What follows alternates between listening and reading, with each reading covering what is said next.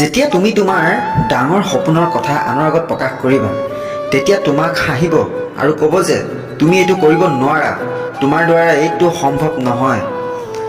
আনকি তুমি যিজন আটাইতকৈ বেছি বিশ্বাস কৰা সেইজনক যদি কোৱা, সিও তোমাক হাঁহি উৰুৱাই দিব। তোমাৰ ওপৰত কোনো বিশ্বাস নকৰিব। তোমাক এটাই কথা ক'ব যে যিটো কৰিব পাৰিবা সেইটো কৰা।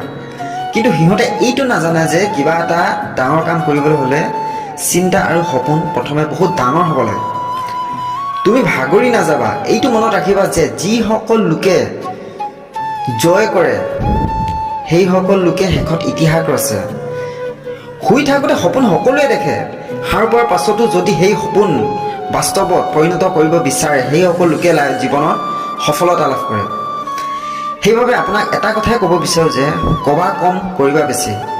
এই জীৱনত সঁচা এইটোৱে যে বেছি কোৱা কথা মানুহৰ কোনো যোগ্যতা নাই। আনে এইটো শুনিব বিচাৰে যে যিসকলে কৰ্ম কৰি দেখুৱায়।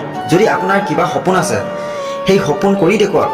তাৰ বিষয়ে বেলেগৰ আগত কৈ নিজৰ সময় নষ্ট নকৰিব।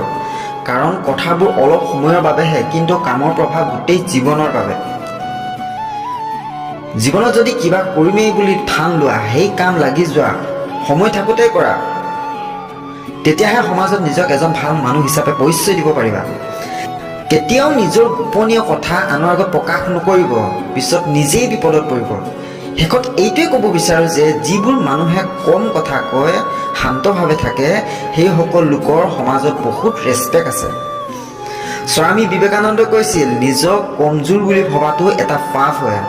আনে যি কয় ক'ব দিয়ক, নিজৰ ওপৰত বিশ্বাস ৰাখি আগবাঢ়ক, এদিন নিশ্চয় সফল হ'বই। ধন্যবাদ।